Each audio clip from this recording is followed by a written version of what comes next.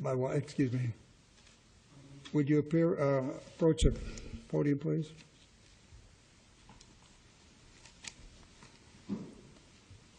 And you're Ms. Phelps. You may proceed. Excuse me. Thank you, Your Honor. Court, please, Mrs. Phelps-Roper and her fellow church members are circumspect and undertake to know the law and follow the law and desire to be lawful in all their street activity. At the same time, they feel a duty to, in timely, relevant ways, warn this nation of the dire consequences of policies of sin. By various decisions, including the legislation at issue, Nebraska officials have systematically prohibited the speech of Mrs. Phelps-Roper and her fellow church members.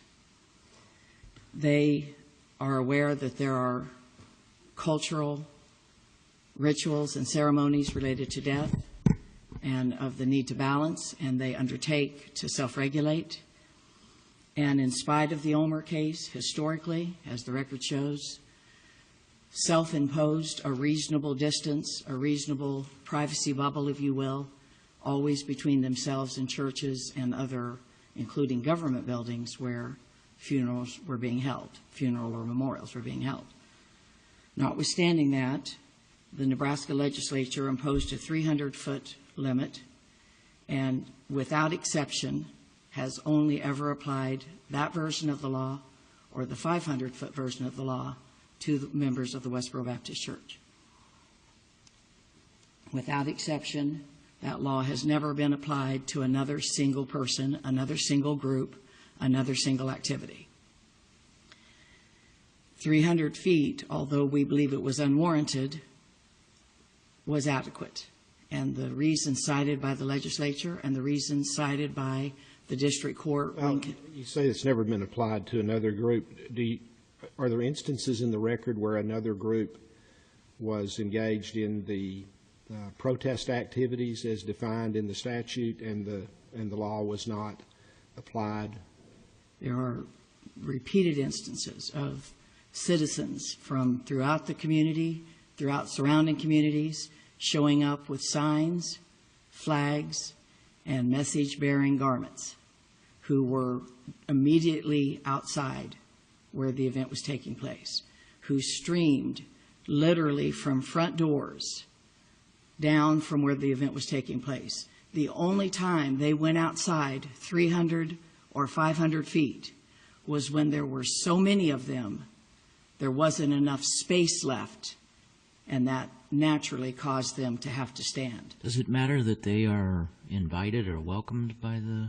Well, of course, the invitee has been bandied about, frankly, by almost every state of the nation, including Nebraska. Here are the problems with the invitee. First and foremost, the United States Supreme Court has said repeatedly those sidewalks belong to the citizens for this very use.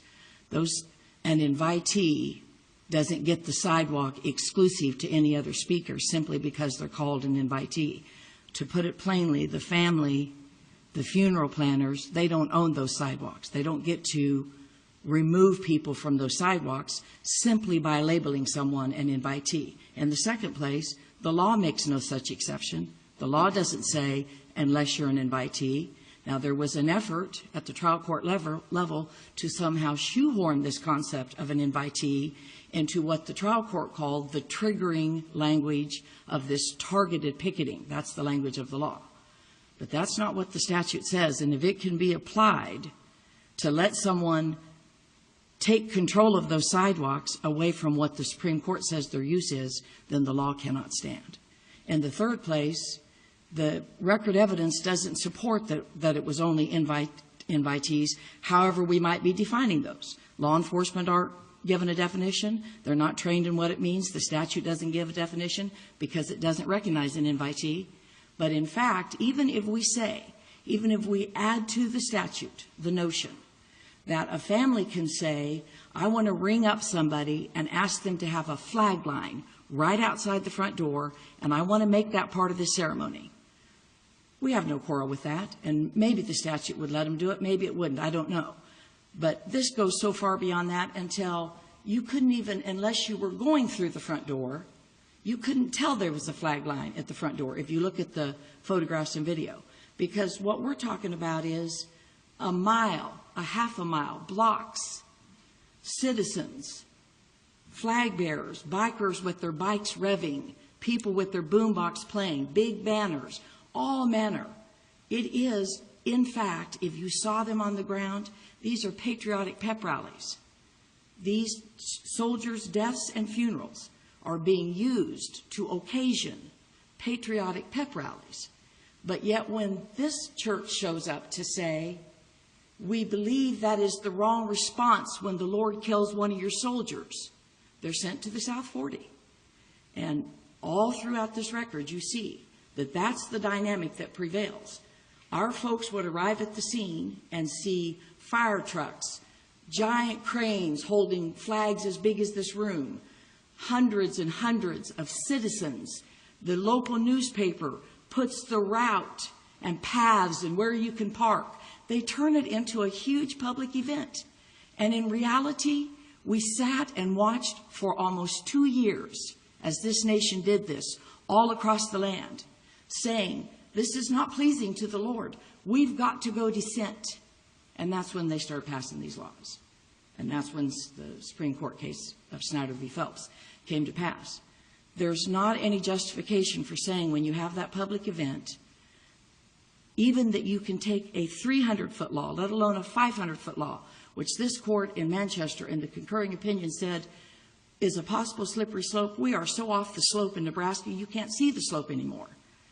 And never, there is not an instance in this record where this plaintiff or her fellow church members were anywhere close to 300 or 500 feet. So it's bad enough that the law is that broad. It's bad enough that the law is only applied to one group. But then you add insult to that injury by that group has put 1,000 feet, 1,500 feet, 2,000 feet. And the only answer that came at trial is, well, did you ask them to move? When we could safely, we did. When we could without getting crosswise with law enforcement, we did. Most of the time, you don't have time for that. You've driven in from Kansas, and it's time to go. And when we did ask, we were absolutely told no. In every instance, law enforcement was contacted in advance. Arrangements would be made. They would tell us where we had to stand. There were some instances shown in the record where they would actually put our group at the 300-foot mark over the phone, or the 500-foot mark when the law changed. But yet when our group would show up, they would say, no, we've changed our mind. You go another 500 feet away. Now, that is routinely how this law is applied. And the explanation given is first the privacy interest. Well, that's what drove the 300 feet. Why did we need 200 more? There was never any instance of any violation of that law, of any problems, no instances of scuffles, violence, confrontations, nothing of that nature. So why did it have to go higher to 500 feet? Well, there was evidence in the record that supported that. Wasn't there a Captain David Saver who testified that that was an effective barrier? Well, for safety reasons and crowd control? Right. And so what the discussion was about is we want to put a distance between not the funeral goers and Westboro, but the big group out having the pep rally and Westboro. In every letter, and they poured over the letters to law enforcement, our routine practice was, would you put a reasonable buffer between the groups for safety? Most of the time, almost all the time, that request was denied. So to say there was a need to have the 500 people who came with the flags and signs right outside the building, a gap between them and the 5 to 15 people who came from Westboro. So because they have such conflicting views, to put a distance, we routinely asked for that. They routinely denied it. Would you stay closer to the lectern so the mic picks up the Thank voice, you. please? Thank you. Did that answer the question? Okay. Well, and so perhaps what I should add to that then, so to then come in and say we need more footage when you're not putting footage between those groups anyway, and then still only to apply that footage to the group that has the dissenting view. That's the problem with saying there was a safety issue. And the record shows very clearly there was never any instance of any crowd control problem caused by Westboro, any safety problems caused by Westboro, or any confrontations between Westboro and anybody else on the scene. Well, there's no question that your clients have concern for violent situations erupting. I mean, they prearrange with police, they seek escape routes and that sort of thing. So it is something that they understand, isn't it, that there's a potential for violence here? Well, what we've learned in 26 years is that if we're not circumspect, if we don't communicate good with law enforcement, if we don't have proper decorum, that we lose the opportunity to prevent people responding. We know that people don't like the words, but what the record also shows is that in between 600 and 700 of the death-related pickets and almost now 60,000 all pickets, if there have been 2 handfuls where people got physical with Westboro, that would be, I'd be rounding up. It's statistically insignificant. Besides which, the violent response of others, the Supreme Court has repeatedly said, you don't use that against the dissenting voice. You use the laws that are available to you, and you stop people from being violent. There's all kinds of laws that prohibit that kind of activity. It seems to me most of your argument this morning has been about the as-applied challenge. On your facial challenge, how do you get around City of Manchester? Well, a couple of things I think distinguish it. First of all, I have to preserve that we believe even 300 feet is too far, but I'll recognize that's what happened in Manchester. But first of all, one of the points made in Manchester is that law had never been applied. And so all of the body of law that says you can enlighten your facial challenge, it's no longer hypothetical how the law might be applied. When you're looking at a facial challenge when there's never been application, then what the court says is there any possible way this law could be applied properly? Well, in this case, we don't have to question whether the law can be applied properly. It has been applied in every particular, improperly, overly broadly, discriminatorily, in every instance that it's been applied, without exception. So, it was my understanding that the October 2011 event appearance is the only one that occurred following the effective date of the amended law. no, Your Honor. I think that statement was made in the several places in the briefing. Is that, you think That that's is incorrect? It is correct. Here, no, it's incorrect that only that occurred. Multiple ones occurred after. The reason the trial court honed in, and we have said in our brief and contend improperly so, on one instance was because of who was named as a defendant. By the time this case got to trial, the state officials and the Omaha official were the remaining defendants. However, our burden was to show a discriminatory application of the law. So on the eve of trial, when the trial court ruled that only events after the 500-foot would be considered, we preserved the objection, noting that this court said when sending the case back down that the trial court should look at the as-applied and the 500 feet, but could consider application under the 300 feet, which common sense suggests should happen. So there were multiple. But so is the October 2011 date, is that the only one that would involve the police department, the defendant police in this case? It's the only one that happened in Omaha after the change of the law to 500 feet. And Omaha, the chief of police is a defendant. Correct. Now, and that gets us into this, the evidence about the communication that took place with the police department and how your group ended up 2,000 feet away instead of 500 feet away. So my question is, and the court made some findings of fact with respect to how that came about. With respect to your burden and the standard of review, isn't there evidence in the record that supports the district court's factual findings in that regard? How do you get around or overturn those factual findings? Well, I think, I would say secondarily, the weight of the evidence is against that finding. It's not only the weight of the evidence as to that event and what testimony came from the Westboro members as to that event and the documentation as to that event. It's also against the weight of the evidence about always how the relationship and communication went between Westboro and law enforcement and Westboro and Omaha in particular. I see that I'm out of my time for now. Very well. Thank you, Your Honors.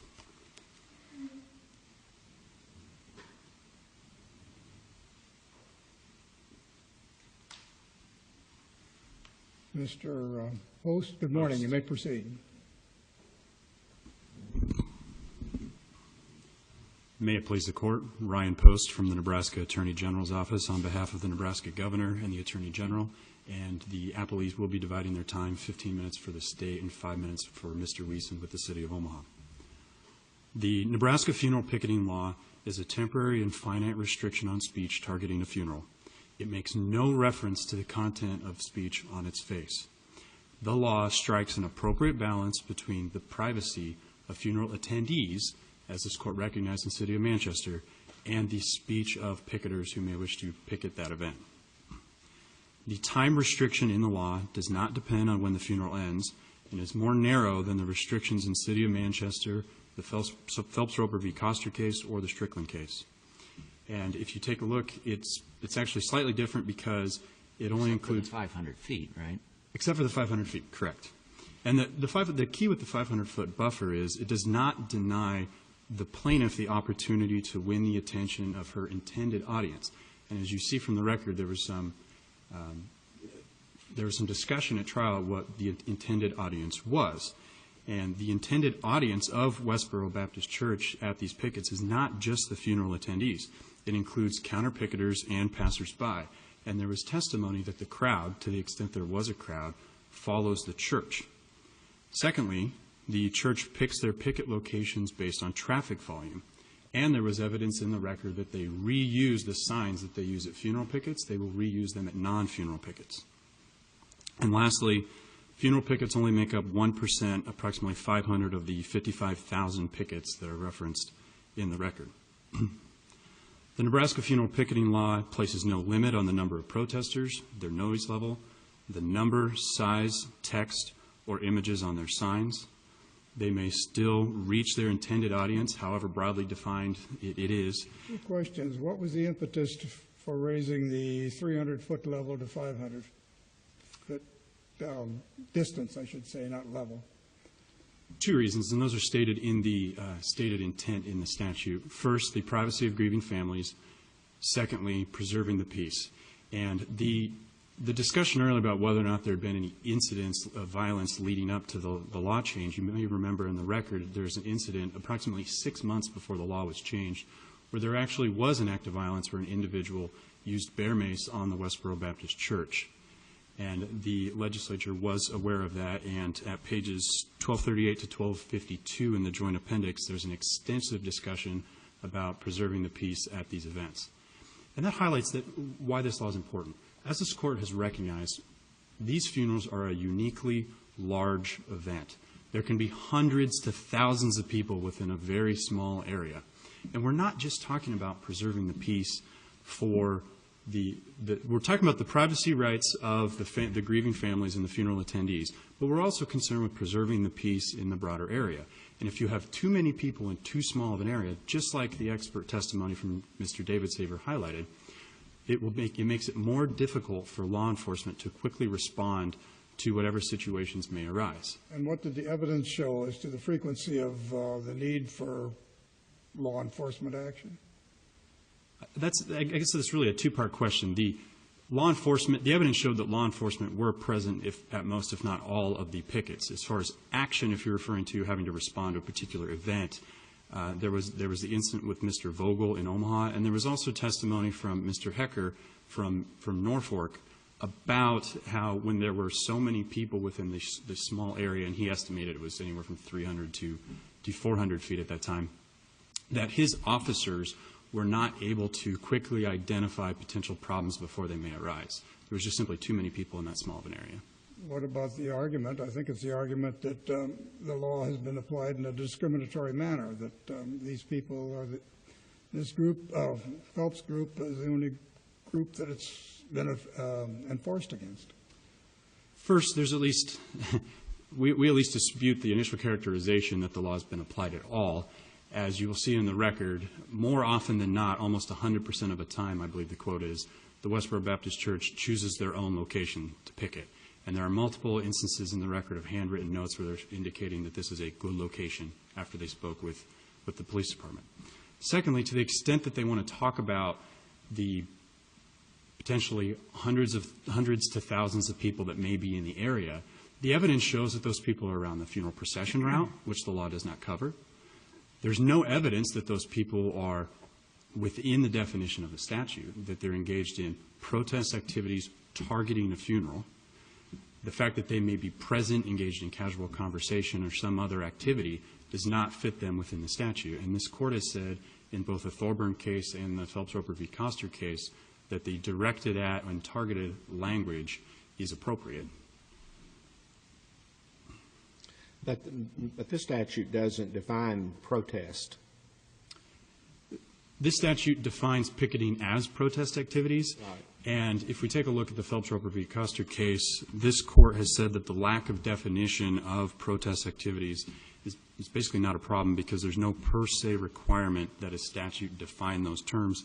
And the court applied a narrowing construction to avoid the constitutional difficulties that may arise if there are any with that. Well, I think what's been suggested in the case is that situations where groups may show up to protest Westboro.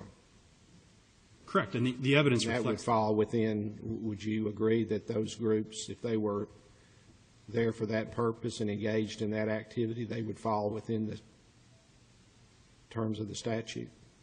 We do not believe that groups that are within the vicinity to picket the church, the Westboro Baptist Church, not the funeral, we do not believe they fall within the statute because their speech is not targeted, regardless of their content, the speech is not targeted at the funeral or burial service.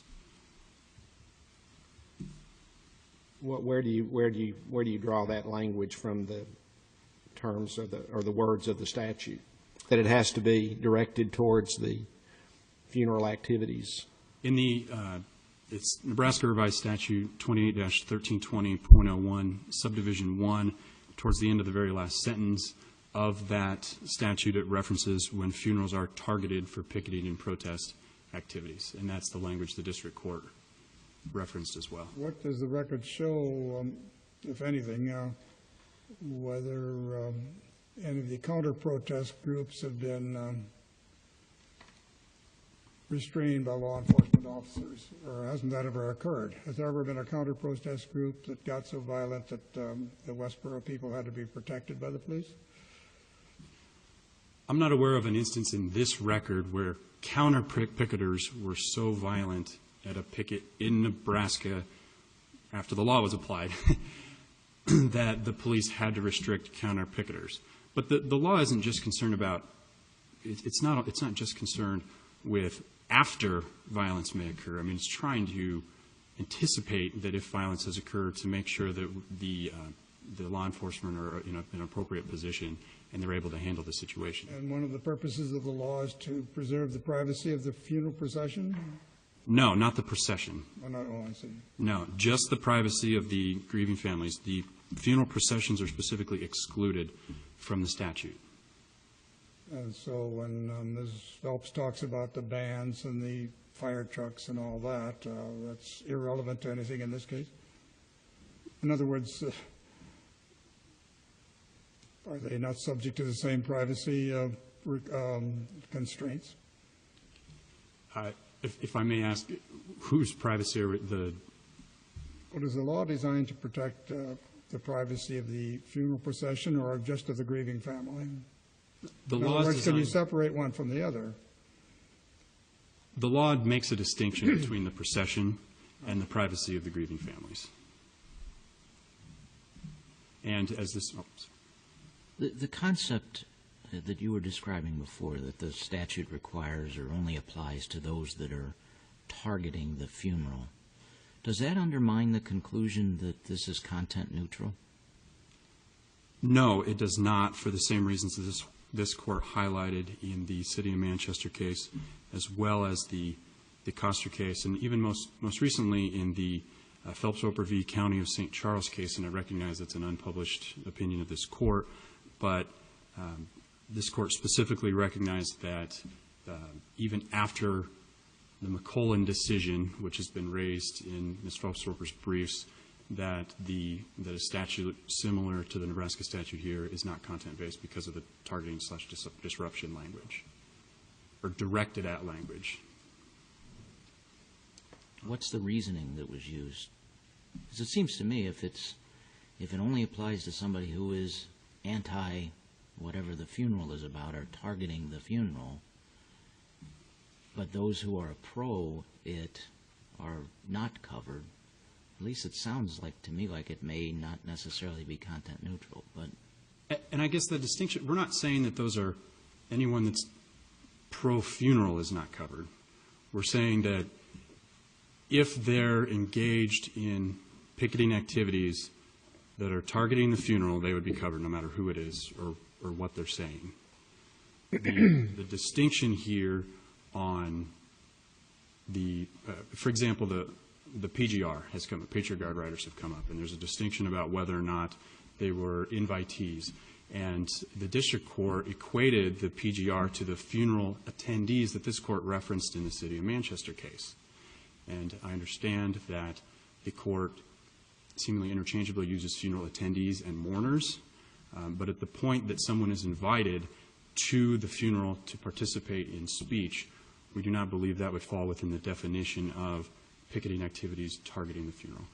But if I show up with a sign that says "God loves the soldier," does it apply to me? If you were within the buffer zone and that sign is directed at or targeting the funeral, then yes, the statute would apply. And there's no evidence in the record, or I should say, the district court did not make a factual finding that there was sufficient evidence to support that anyone who may have been in that category of speaker was either targeting the funeral or was within the buffer zone. Again, you see, and it's in the briefs, a number of pictures of people that happen to be standing in a location with signs. The evidence did not necessarily show that they were within the buffer zone, that they were targeting the funeral. It simply wasn't, Phelps-Roper did not meet her evidentiary burden to show that to the extent they were even speaking, that they were within the definition of the statute. And the last thing I'd like to mention on the 500-foot buffer is just that the district court made the factual finding that at 500 feet, Ms. Phelps-Roper had the opportunity to win the attention of her intended audience. And there's some discussion about how if you get too far away, you might be out of sight, out of sound. But that's not what we have at 500 feet. And under this court's precedent and the Supreme Court precedent, the 500-foot buffer is acceptable. What's the statute subsection that uses this language of targeting the funeral? It's the very first subsection. It's like 28-1320.01, subsection 1, and it's it's only one sentence, but it's towards the end of that sentence.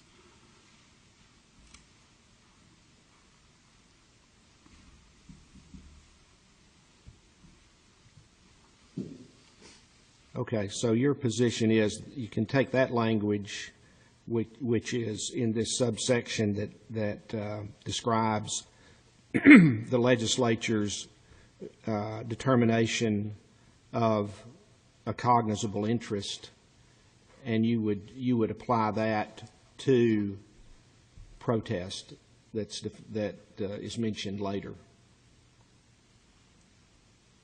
We think the legislature was saying that they were only trying to include protest activities directed at or targeting a funeral, consistent with the other statutes this court has analyzed.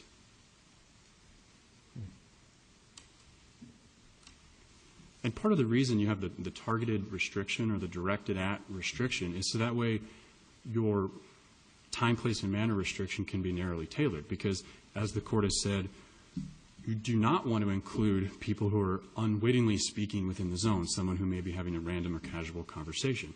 And so without the directed at or targeted language, the statute could be interpreted to include more speech than is necessary to achieve the interests of the state. But your answer to my question, if I show up with God loves the soldier and I'm within the 500 feet, your answer is it does apply to me, right? If it is targeted at the funeral. Well, that's the question. If I show up with a sign, God loves the soldier, am I targeting it at the funeral? Yes. I mean, if that sign is targeted at the funeral, we cannot make a distinction between what that sign says.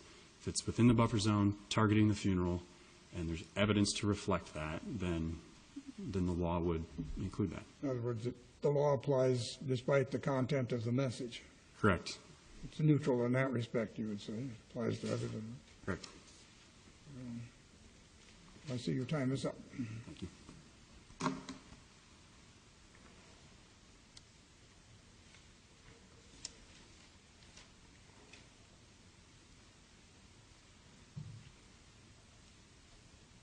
Mr. Is it pronounced Wiesen? That's correct, Your Honor. Good morning, Mr. Wiesen. You may proceed. Thank you, Your Honor.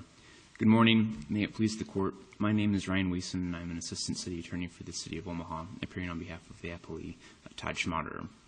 I'd like to begin by noting that the claim that was asserted in the appellant's third amended complaint is a very narrow claim, and that limits the question that's been presented to the district court and to this court for review. And it only sought injunctive and declaratory relief prohibiting the appellee Todd Schmaderer in the City of Omaha from enforcing the Nebraska funeral picket law against the appellant Shirley Phelps-Roper.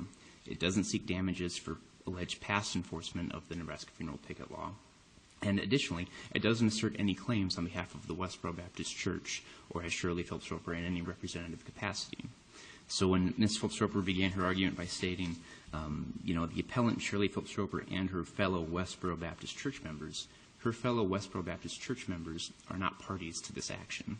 They weren't parties at the district court, and they're not subject to this court's standard of review, especially as with concern to the as-applied challenge. There's well-established precedent that states an as-applied challenge consists of a challenge to the statute's application only as applied to the party before the court. And in this, keep your voice up a bit. I apologize. And in this case, the parties before the court are the appellant Shirley Phelps-Roper and the appellee Chief of Police Todd Schmaderer in the City of Omaha. And so there has to be a finding of an actual application of the Nebraska funeral picket law in its current state by a representative of the City of Omaha against this specific appellant. And the factual findings from the district court show that that wasn't the case. There wasn't a factual finding of any application of the Nebraska funeral picket law. I think this is unique for most Westboro Baptist Church appeals in that it doesn't arise out of a motion for a preliminary injunction, and it doesn't arise out of a motion for summary judgment. In this case, we have an actual finder of fact that made factual decisions. The district court found, I think, three main contentions that are relevant to the appellee Todd Schmaderer in the City of Omaha. One, there is no evidence to suggest that the Nebraska funeral picket law was applied to Phelps-Roper and not others similarly situated at the October 2011 picket or any other picket in Omaha. Two, the court concludes that the evidence has not shown that the Omaha Police Department restricted Phelps-Roper's picketing to areas beyond the 500-foot buffer zone or treated her differently than any other funeral protesters. And three, that Phelps-Roper has not demonstrated that the Omaha Police Department permitted others to block Phelps-Roper from communicating her message in a way that violates her First Amendment rights. And I think that factual finding is particularly relevant when you look at the location that the appellant chose to protest and picket at the October 13th, 2011 funeral. That intersection was an intersection where every single attendee going to that funeral had to pass through. So she was able to convey her message to every single member of her target audience. Was there evidence of counter-protesters within the buffer zone to which the law was not applied?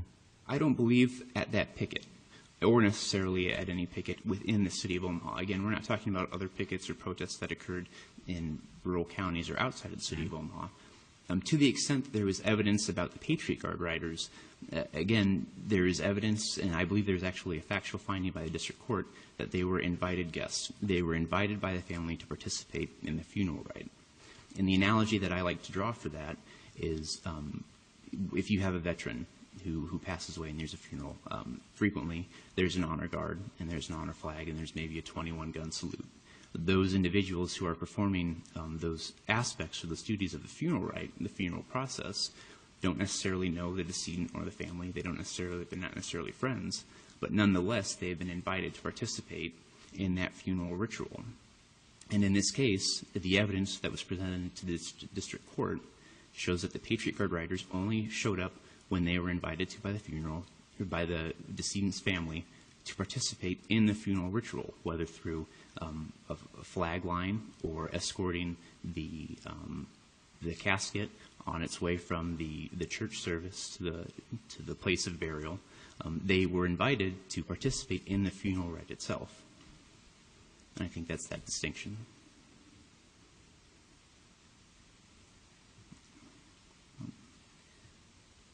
Again, I'll just wrap up with a prayer for relief, stating that the appellee Teichmann believes that there is no evidence that he or anybody else for the city of Omaha applied the Nebraska funeral picket law to the appellant Phelps-Roper, and that we would pray that the decision of the district court be affirmed. Real quick, was there evidence that they were invited? I'm sorry? Was there evidence that the Patriot Guard was invited? I believe so. The head of the Patriot Guard testified at trial under oath that they only attended events at the invitation of the family or representative of the family. And I believe if you look in the memorandum in order, although I don't have the exact page cite with me at this time, that there is a factual finding to that effect. Thanks. Very well, thank you. Ms. Phelps? Well, do you disagree with their statement of the facts? Very much so. The captain of the Patriot Guard testified also and only gave 5 examples out of 40-some documented examples that the family asked for a flag line, not that the family asked for fire trucks, emergency vehicles, giant flags, crowds 500 to 1,000 thick. And he also testified that many people came above and beyond the invite. The very scenario that you presented happened repeatedly. Their own expert said, like counsel just told this court, if you had a sign to the effect of God loves this soldier or something positive about the soldier, how could that not be targeted to the funeral? So they say, yes, the law covers it. The problem is not once, as applied, did the law cover it. At page 34 of the brief, as one of scores of examples that are in the photographs and in the testimony of the Westboro members and in the testimony of some of the state's witnesses. A perfect example, one example, this woman has a sign that says RIP and the soldier's name. She's got a Bible citation. She's got some flags. She's right outside the building, and in fact, you can see the funeral vehicle right behind her. Over 1,000 feet away is Mrs. Phelps-Roper with her sign, nobody in sight. Now, this is routinely what happens. Is that evidence at the relevant one? I've forgotten the date, the October. No, this is not to the Omaha, October 2011. Don't you have to have? Well, the problem with limiting it, and that's why the trial court made no findings about this. First, let me ask you this: is there any such evidence, like you point to there, related to that particular? Well, there's evidence, there's testimony that there were counters up outside the building. So in that, and to that extent, it's there. But I've got to emphasize, if I may, Your Honor, the law says when you challenge a law facially, that the court is to look at how the law was applied, not limit itself to who happens to be the defendant, and there are 2 state defendants in this case.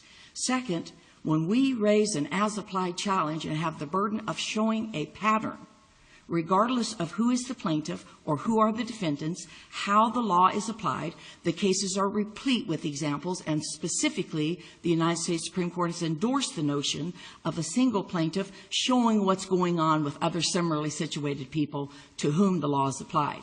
It is a myth you carve out a myth about how this law is being applied is if all you look at is one instance in Omaha. That was at the tail end of all these events.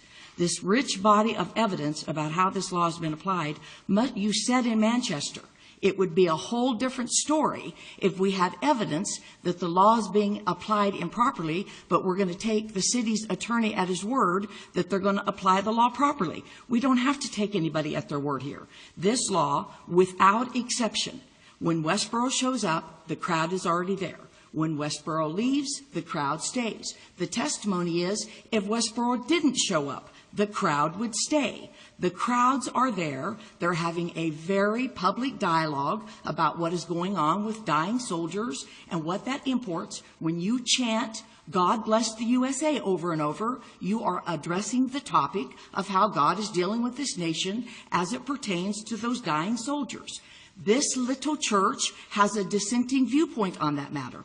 If you look at the exhibits and the testimony in this trial, without exception, they were removed from sight and sound systematically, purposefully. If the law didn't get it done, the local decision on the ground got it done. That is why the as-applied evidence across all incidents is so critical to understanding what this law can do wrong. We don't have to speculate. But an as-applied challenge has to be against the entity that's enforcing the law, right?